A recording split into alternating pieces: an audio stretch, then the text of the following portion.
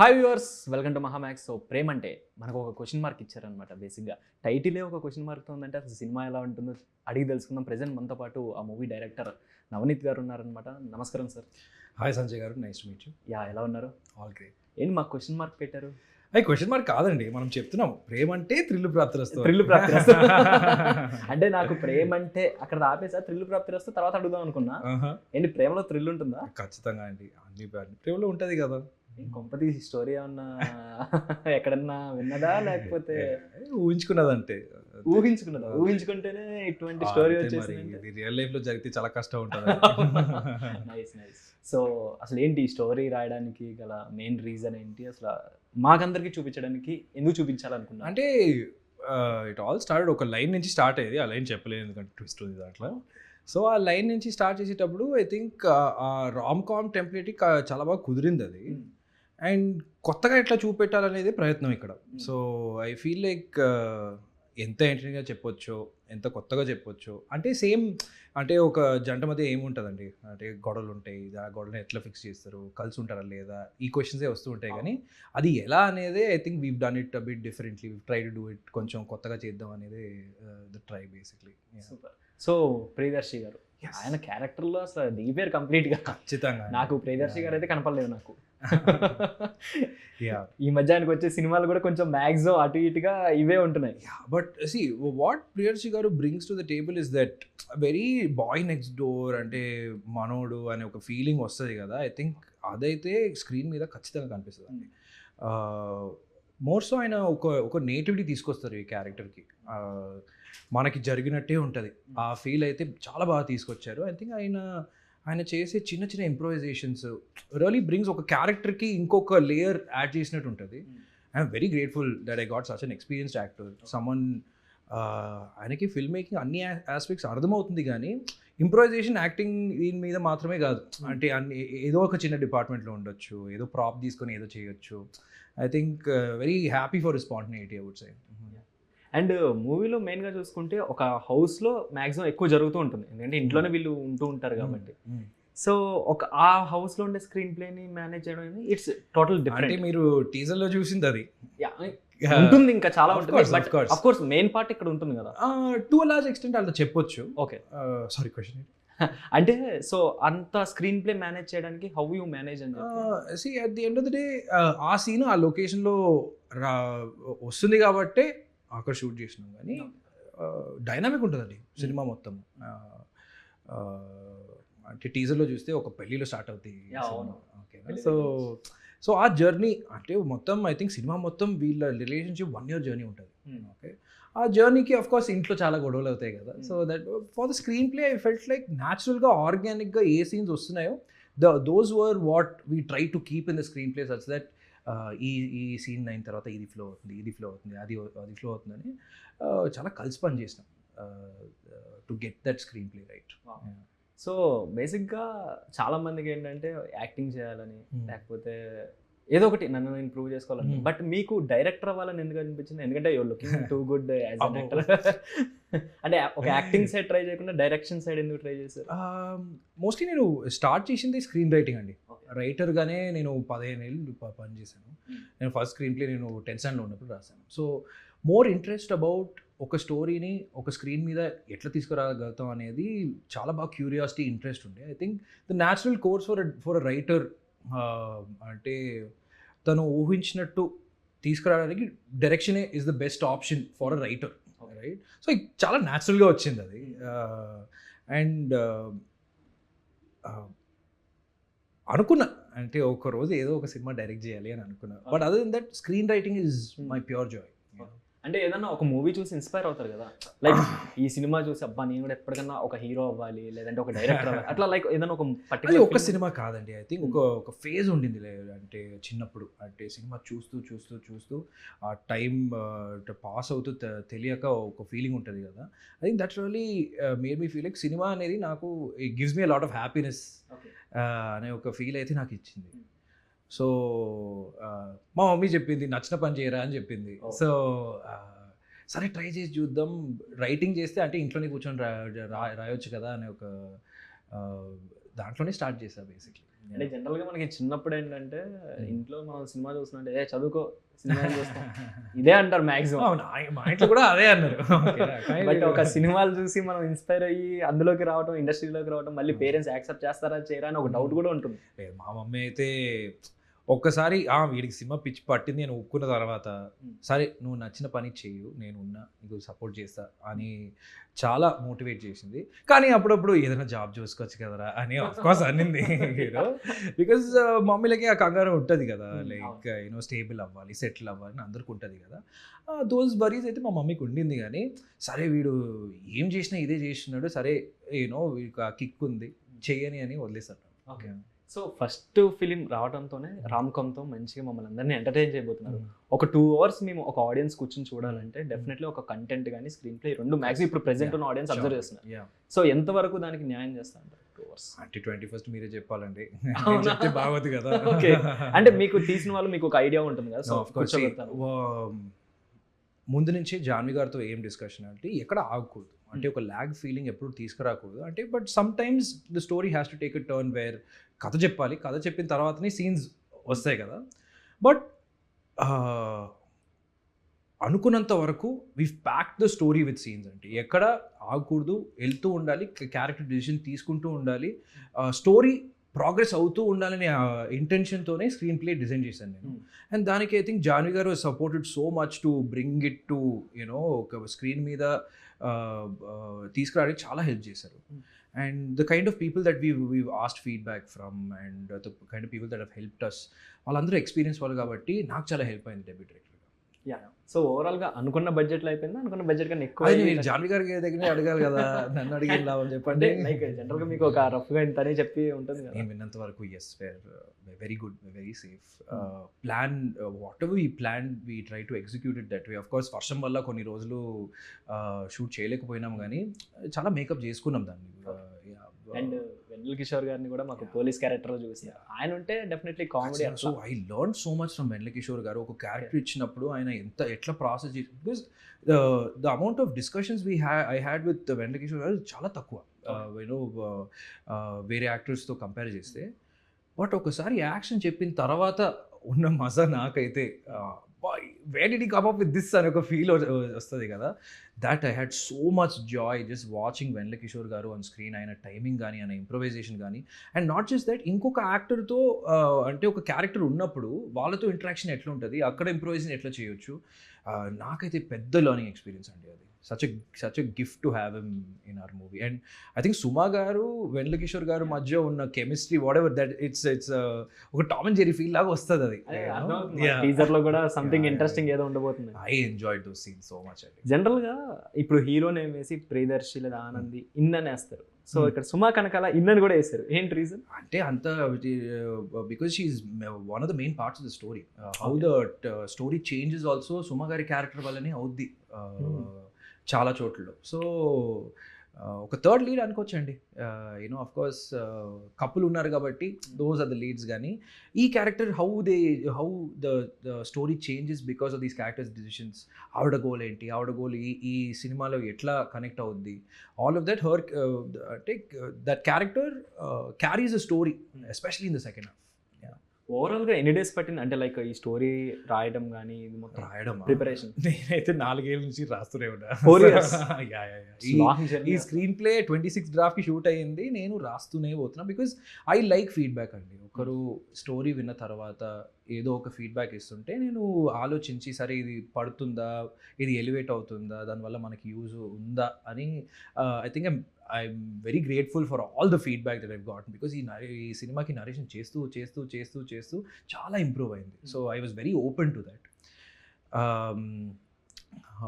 రాయడం అంతే అది జరుగుతూ ఉండే, కానీ షూట్ అయితే అరౌండ్ 55+ days దాదాపు. సో ప్రీ ప్రొడక్షన్ అయితే ఒక 2.5 months we did. దానికి ముందు అయితే నేను ప్రీ ప్రొడక్షన్ చాలా చోట్ల చేస్తాను. అండ్ స్పిరిట్ మీడియా అంటే రానా గారు ఉండటం అంటే దట్స్ అ బిగ్ ప్లస్. ఒక బిగ్ బ్రదర్ లాగా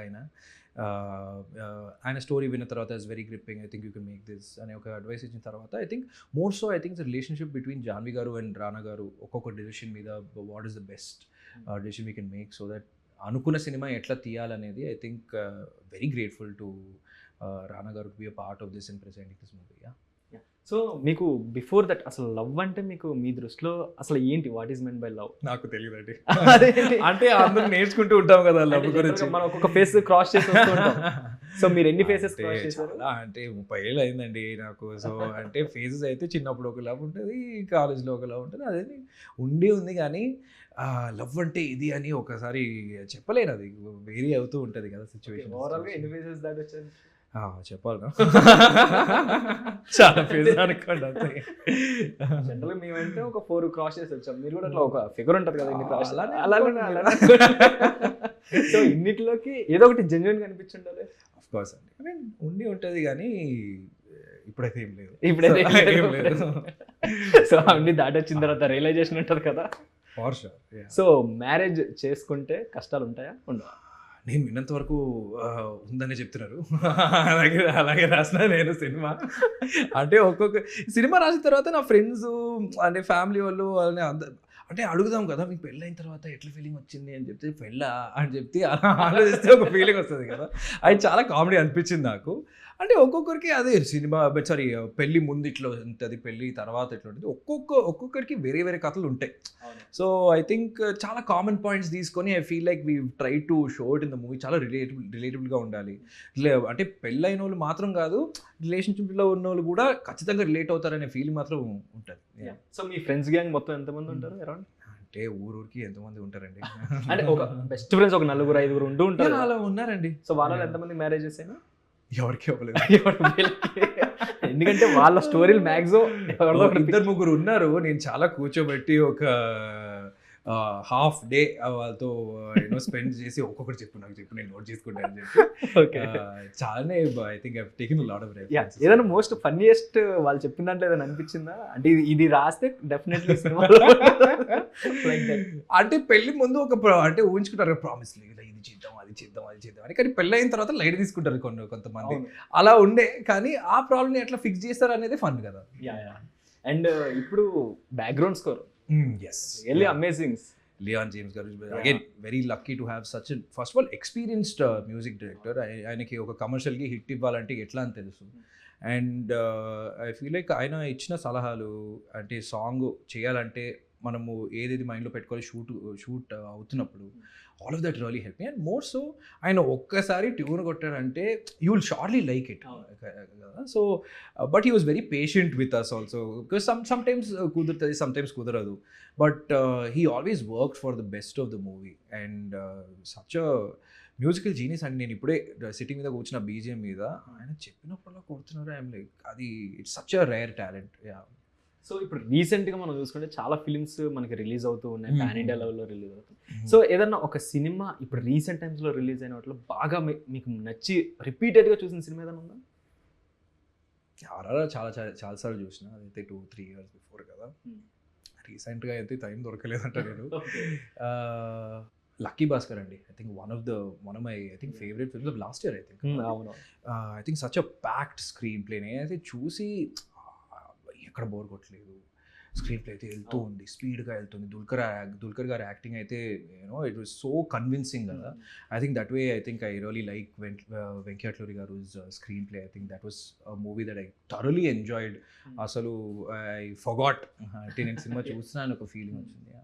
సో మీకు అంటే ఒక్కొక్కరికి ఒక పర్టికులర్ జోనర్ అనేది ఉంటుంది, సో ఒక ఇంట్రెస్ట్ అనేది ఉంటుంది, నేను ఎప్పటికైనా ఈ జోనర్లో తీయాలి అని. మీకు అట్లా ఏదైనా ఒక జోనర్? ఒక 3-4 ఉన్నాయండి. బికాజ్ నేను 15 ఏళ్ళ నుంచి రాస్తూ ఉన్నాను కాబట్టి ఆ రాయడంలో ఉన్న కిక్ కొన్ని జానర్స్కి ఉంటాయి. Okay because some genres are, ఇప్పుడు బయోపిక్ తీసుకుంటే మీరు అంత సర్ప్రైజ్ షాక్ ఏమి ఇవ్వలేరు, ఎందుకంటే ఆ లైఫ్ కాబట్టి. So as a writer I like to choose genres that expect చేయకూడదు. అంటే ఏమవుతుందని ఎవరు ఊహించకూడదు, మిస్లీడ్ చేసి సస్పెన్స్ చేయాలి. So that way like dramatic suspense, thriller suspense, periodic like what I want to do also is కొన్ని period సినిమాలు తీసి అక్కడ కొత్త స్టోరీ పెట్టి ఆ పీరియడ్కి కొత్త కథ చెప్పాలని నాకు చాలా I would love to do that. Those kind of movies that I want to write. But engaging screenplay అండి. వాట్ ఎవర్ హ్యాపెన్స్ ఆడియన్స్ కదలకూడదు, ఫోన్ చూడకూడదు, కళ్ళు స్క్రీన్ మీదనే ఉండాలి. అదే ఒక్కొక్క డైరెక్టర్ అదే కోరిక కదా. సో రైటింగ్లో కూడా I feel like that's what I try to, because first నాకు నచ్చాలి. నాకు నచ్చిన తర్వాత ఒక 10 మందికి నచ్చాలి, 10 మంది నచ్చిన తర్వాత ఇది ఎట్లా తీయాలని చూడాలి. So all of those considerations keep going inside a scene when I do right. So బ్యాకప్లో ఇంకా ఎన్ని స్టోరీస్ ఉన్నాయి బ్యాకప్? లాకర్లో చాలా తీస్తున్నారా? అంటే ఇట్స్ నాట్ దట్ ఈజీ అంటే ఒక ఐడియా ఊహించుకోవచ్చు, ఒక స్క్రిప్ట్ రాయొచ్చు, కానీ అది కుదిరి మనము ప్యాకేజ్ చేసి ఒక సినిమా అంటే ఎక్కించాలంటే అది పెద్ద పని. అది సో ఎన్ని స్క్రిప్ట్లు ఉన్నా it's all about how what is the best way to get it made. A idea ఉండొచ్చు కానీ దాన్ని కరెక్ట్ వేలో ఎగ్జిక్యూషన్ ఎట్లా చేయాలనేది like that's the whole challenge for getting a movie across. So I do have a lot off screen place. అది ఎట్లా execute చేయాలని idea వస్తేనే ఐ థింక్ బాగా ముందుకెళ్తారు. సో టైటిల్ మీరే సజెస్ట్ చేశారా? నో, దిస్ ఇస్ జాన్వి గారు టైటిల్. ఏంటంటే నాకు థ్రిల్ అనే ఫ్యాక్టర్ ఉండాలి Janhvi garu, and cheap thrills అనే నాకు ఫస్ట్ ఇంగ్లీష్ టైటిల్ ఎందుకు, మనము తెలుగు టైటిల్ పెడదాం కదా అని చెప్పి లవ్ అంటే ట్రై చేసి దర్శి గారు కూడా లేదు తెలుగు టైటిల్ పెడదామంటే అప్పుడు వచ్చింది నాకేం సర్ప్రైజ్ అంటే ఇప్పుడు దాకా ప్రేమ అంటే అనే ఒక టైటిల్ రాలేదు. అవును, రాలేదు. ప్రేమ అంటే ఇదే రాలేదు, ప్రేమించుకుందాం అలాగే ఉన్నాయి, కానీ ప్రేమ అంటే అనే టైటిల్ ఇప్పుడు దాకా రాలేదు. అవును, రాలేదు. అండ్ ఒక టైటిల్ బిఫోర్ వస్తే థ్రిల్ ప్రాప్తిస్తూ, కానీ ఇది ట్యాగ్ లైన్ లాగా ఉంది కదా, మనం ట్యాగ్ లైన్ లాగా వాడుకొని మనం ఏదైనా పెడదామని చెప్పి జాన్వి గారే సజెస్ట్ చేశారు, ప్రేమ అంటే థ్రిల్ ప్రాప్తిరస్తు. నాకు చాలా వింతగా ఉన్నది కదా. నేను కూడా అదే చూసాను, థ్రిల్ ప్రాప్తిరస్తు డెఫినెట్లీ. అండ్ చాలా రిలేట్ అవుతున్నారు, పెళ్లి గురించి రిలేట్ అవుతున్నప్పుడు ఆ ట్యాగ్ లైన్ అయితే చాలా బాగా పండిందని నాకు ఒక ఫీలింగ్. అండ్ ఇప్పుడు పేపర్ మీద మనం స్క్రిప్ట్ స్టార్ట్ చేసినప్పుడు ఒక థాట్ ఉంటుంది, ఓకే ఈ సినిమా ఇట్లా వస్తుంది. సో ఇది తీసేసిన తర్వాత ఒక థాట్ ప్రాసెస్ ఉంటుంది. సో డెఫినెట్లీ అది మ్యాచ్ అయిందా అంటే ఐ థింక్ ఇంకా బాగా ఎలివేట్ అయిందండి, ఖచ్చితంగా. బికాజ్ వెన్ ఐమ్ మీరు రాస్తున్నప్పుడు you can imagine how the actors might acted, కానీ మానిటర్లో కూర్చొని చూస్తున్నప్పుడు when it's coming to real life ఆ ఫీలింగ్ అయితే వేరే. Okay, and no writer can get that, ఒక డైరెక్టర్కి వస్తుంది అది. So I think to a large extent నేను అనుకున్నంత వరకు ఒక 80% whatever I imagine the script he's come, but ఆ 20% ఎలివేషన్ ఉంది కదా, వేర్ ది యాక్టర్స్ టేక్ ఒక ఇంప్రొవైజేషన్ చేసి ప్రాబ్లీ ఆ సిచ్యువేషన్ తగ్గట్టు ఏమైనా మ్యాజిక్ చేయడం ఉంది కదా, అదైతే I feel like this movie had a lot of it. ప్రతి సీన్లో చిన్న విషయం అనేది that is what I enjoyed the most as a director. So ఇప్పుడు ప్రెసెంట్ ఒక మ్యారేజ్ లైఫ్ మీద ఎక్స్పెక్టేషన్స్ అంటే ఏమి ఉండాలి, ఏమి ఉండకూడదు? ఒక్కొక్కరికి వేరే ఉంటుందండి. సో నాకైతే ఎక్స్పెక్టేషన్స్ ఆ లైన్లోనే ఉంటుందండి. ఎంత అరుచుకున్నా, ఎంత కొట్లాడుకున్నా, ఎంత కోపం వచ్చినా చివరికి ఒక చాయ్ తాగుతూ మాట్లాడుకుని సాల్వ్ చేసే టైప్. అండ్ అంటే మీకు మ్యారేజ్ అయినా అవ్వలేదు కదా? అవ్వలేదు కాబట్టి ఇప్పుడు వచ్చే అమ్మాయికి ఎటువంటి క్వాలిటీస్ ఉండాలనుకుంటున్నారు? క్వాలిటీస్ అంటే సంథింగ్ ఒక ఎక్స్పెక్టేషన్ ఇట్లా ఉండాలి అని ఉంటుంది కదా. సో ఇప్పుడు చూస్తే ఎవరన్నా డెఫినెట్లీ వాళ్ళు కాంటాక్ట్ అవుతారేమో అని చెప్పి చాలా బాగా సెట్ చేసుకున్నాడు. అంటే ఏంటంటే సినిమాలు నచ్చాలి, ఆ క్వాలిటీ ఏదో ఉండాలి, లేకపోతే బతుకష్టమైంది. ఇది నా పనిని అర్థం తీసుకుంటే నాకు చాలా మోర్ సో, బికాజ్ ఈ ఇండస్ట్రీలో పని చేస్తూ పెళ్ళవడం అంటే it's a big deal. Like ఒక partner understanding that their partner is going to be away for probably 6 months of the year అంటే పెళ్ళి కష్టమైంది కదా. Maybe understanding that is something that I expect. ఒక అండర్స్టాండింగ్ ఉంటే ఆఫ్ కోర్స్. సో ఎవరో మరి చూడండి గైస్. థ్యాంక్స్ అండి, thank you so much. Mummy thanks చెప్తున్నా. ఇంట్లో పెళ్లి చేసుకొని అడుగుతూ ఉంటారు కదా, వయసు అయిపోయింది ఎప్పుడు చేసుకుంటావు అని. ఎప్పుడు 5 ఏళ్ళ నుంచి చేసుకుందామండి, ఎందుకు సింగిల్ గా ఎంజాయ్ చేస్తున్నా ప్రెసెంట్. అది కూడా stay single bro. Nice. So ఒక చిన్న ర్యాపిడ్ ఫైర్ అన్నమాట. సో మీ ఫేవరెట్ హీరో తెలుగులోనా? అంటే నేను మహేష్ బాబు గారి సినిమాలు చాలా చూశాను నేను. అంటే బికాజ్ నేను తమిళోడు కదా, తమిళ సినిమా చూసి పెరిగాను నేను. సో అప్పుడు చూసినప్పుడు ఇది చాలా బాగుంది కదా అని చెప్పి ఇక్కడ వచ్చిన తర్వాత ఒరిజినల్ చూసినప్పుడు ఇది ఉండిందా అని చెప్పి ఒక ఫీల్ వస్తుంది కదా.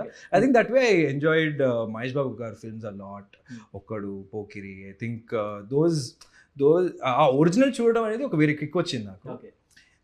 కానీ నేను ఫస్ట్ ఇండస్ట్రీకి వచ్చే ముందు, అదే 2021 ముందు, తెలుగు ఇండస్ట్రీకి వచ్చే ముందు నేను ఓన్లీ 3 తెలుగు సినిమాలు చూసినాను.